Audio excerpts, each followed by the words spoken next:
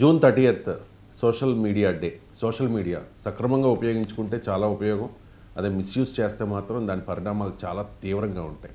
ఈ social media day సందర్భంగా మీరు చెప్పేది ఏంటి సోషల్ మీడియా గురించి? ఇప్పుడు సోషల్ మీడియాని మనం ఒకటి అంటాం అనమాట. సోషల్ మీడియా అంటే మన చేతిలో మొబైల్. మన చేతిలో మొబైల్ అంటే మనకి జ్ఞానేంద్రియాలు ఎన్ని ఉంటాయి, ఇంకో జ్ఞానేంద్రియంగా తయారైంది అది. మన శరీర అంగంలో ఒక విడదీయరాని భాగం మొబైల్ అయిపోయింది. మనం చూడండి, ఇంట్లోంచి బయటికి వెళ్తుంటే జేబులో ఏది ఉన్నా లేకపోయినా ఫస్ట్ మొబైల్ మర్చిపోతే మాత్రం ఇంట్లో వెనక్కి వచ్చి మరీ మొబైల్ పట్టుకెళ్తాం. మొబైల్ కూలిపోయిందంటే మన బ్రెయినే కూలిపోయినట్టు ఫీల్ అవుతున్నాం. అదనమాట విడదీయరాని భాగం. ఇది దశాబ్ద కాలంలో వచ్చిన ఒక పెద్ద విప్లవం ఏదంటే మొబైల్. ఈ మొబైల్తో పాటు సోషల్ మీడియా, ఇంటర్నెట్. నిన్నటికి నిన్న మధ్యప్రదేశ్ డీజీపీ ఒక మాట అన్నాడండి. అది ఏంటంటే, పెరుగుతున్న సమాజంలో పెరుగుతున్న రేప్ కేసులు చూస్తే ఇదంతా దీనికి పెద్ద కారణం పోర్నాలజీ, సోషల్ మీడియా అని చెప్పాడు ఆయన. ఈ సోషల్ అంటే ఇంటర్నెట్, సోషల్ మీడియా అనమాట.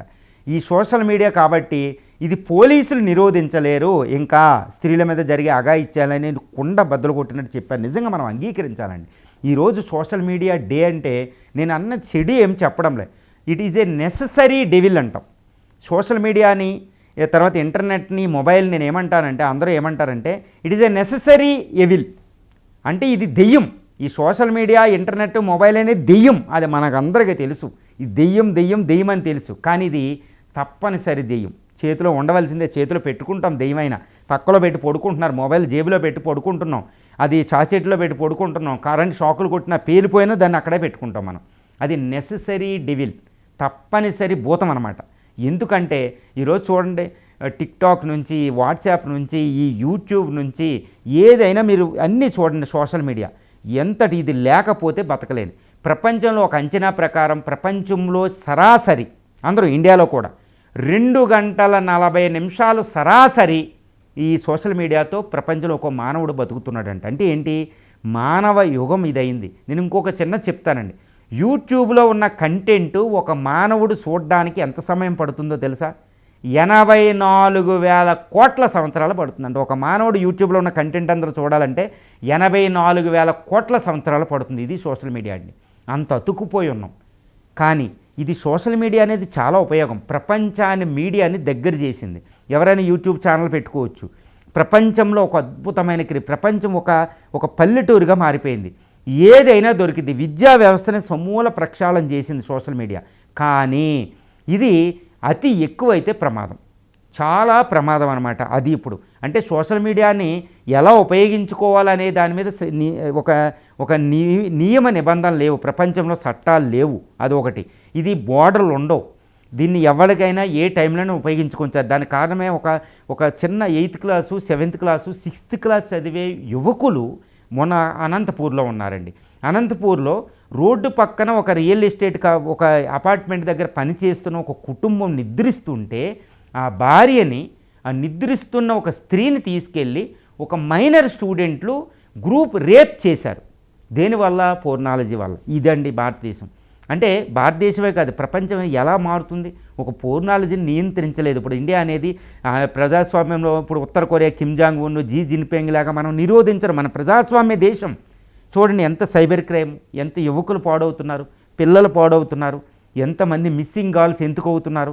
ఈ టిక్టాక్ వాళ్ళ కుటుంబ వ్యవస్థలు ఎలా కోల్పోతున్నాయి, హేట్రెడ్ ఎలా పెరుగుతుంది, మతకరణ ఎలా పెరుగుతుంది, డిస్ఇన్ఫర్మేషను, మిస్ఇన్ఫర్మేషను, స్కామ్లు, సైబర్ సెక్యూరిటీ ఇష్యూసు, ఆ యాప్లు, లోన్లు, ఆత్మహత్యలు. చూడండి, ఒక స్త్రీని నూడుగా చిత్రీకరించి ఎలా చంపేస్తున్నారు. ఇదంతా సోషల్ మీడియా యొక్క బ్యాడ్ డైమెన్షన్ అనమాట. అందుకే ప్రపంచంలో ఈ 2011 నుంచి ఈ జూన్ 30ని ప్రపంచ సోషల్ మీడియాగా జరుపుకుంటున్నారు. అంటే సోషల్ మీడియాను ఉపయోగించుకుని దాన్ని నిరోధించలేం. సోషల్ మీడియా నెగిటివిటీని తీయడానికి ఈ సోషల్ మీడియా డే అనమాట. ఇది అందరూ ఒక కుటుంబంలో ఒక తల్లి తండ్రుల నుండి అందరూ దీన్ని నిరోధించాలి. ఇండియా నిరోధించాలి, గవర్నమెంట్లు నిరోధించలేవు. మీ పిల్లోడికి మీరు ఇచ్చే మొబైల్ ఫోన్లు సోషల్ మీడియా ఎంత సమయాన్ని కేంద్రీకరిస్తున్నాడు, ఏం చూస్తున్నాడు. ఈవెన్ మనము కూడా ఒక తెలివైన మేధస్సు కలిగిన ఒక పరిపూర్ణమైన ఒక వ్యక్తి కూడా సోషల్ మీడియాకి ఈరోజు అడిక్ట్ అయి ఉన్నారు. గుర్తుపెట్టుకోవాలి. నేనైనా ఎవరైనా ఏదో టైంలో ఏంటి నేను సోషల్ మీడియాతో ఎలా గడుపుతున్నా, అరే తప్పు చేస్తున్నానని ఒక మేధావే ప్రశ్నించుకుని మేధావినే క్వశ్చన్ చేస్తుంది సోషల్ మీడియా. అందువల్ల మన పిల్లలు ఏం చేస్తున్నారు, దానివల్ల మనం ఇవి అవి చెప్పి చాలా జాగ్రత్త చేస్తే కానీ ఇది ప్రపంచ మానవ వినాశనానికి ఒక ప్రాథమిక మెట్టే సోషల్ మీడియా. కానీ సోషల్ మీడియా లేకుండా ప్రపంచ గమనం కొనసాగదు. కాబట్టి సోషల్ మీడియాని మంచిగా ఉపయోగించుకునే ఒక అద్భుతంగా జ్ఞానోదయం కలిగించడానికి దాని చెడు మంచిని పరిగణించి మంచిని పెంచుకుని చెడుని తగ్గించేదే ఒక సోషల్ మీడియా డే. ఈ డే సందర్భంగా మనం ఈ విషయం మీద పూర్తిగా ఒక డిస్కషన్ పెట్టుకుని మీడియాలో అన్నిట్లో కూడా ఒక అద్భుతం రోస్తే అది ప్రపంచ కళ్యాణానికి, మానవ కళ్యాణానికి, భారత కళ్యాణానికి ఉపయోగపడుతుంది. అందువల్ల ఎస్పెషల్లీ యూత్ ఎక్కువ ఉన్న ప్రపంచ జనాభాలో 25% జనాభా ఈరోజు యూత్ ప్రపంచంలో భారతదేశంలో ఉంది. కాబట్టి ఇది మనకి ముఖ్యం. కాబట్టి మనం సోషల్ మీడియా మన యూత్ని తినకుండా, మన యూత్ని చేయకుండా జాగ్రత్తగా పెట్టుకునేటట్టు మన భారతదేశం ప్రయత్నం చేయడం చాలా ముఖ్యమైన విషయం అండి ఇక్కడ.